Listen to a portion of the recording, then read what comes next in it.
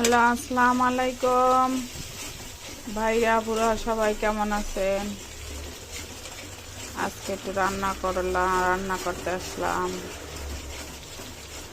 এই যে বাপের বাড়ি থেকে পাঙ্গাস মাছ পুষ্কুনি রান্নাম, তাই একটু পাকাবো।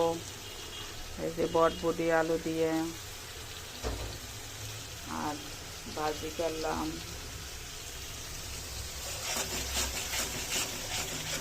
তিন 4 বছর পরে বাপের বাড়ি গেলাম, দেখি পুষ্কুনি পাঙ্গাস মাছ ভাই ফালাইছে। বাড়ি গেলাম, তারপর একটু পছন্দ হইলো মাছগুলো দেখি, যে পুকুরের পাঙ্গাস ওই জায়গায় ওই বৈশাখে খাইলাম, দেখলাম টেস্টটা অনেক টেস্ট, তাই একটু বাসার জন্য আবার নিয়ে আসলাম ঢাকায়। আরও কয়েকদিন খাইছি, খুব টেস্ট লাগছে।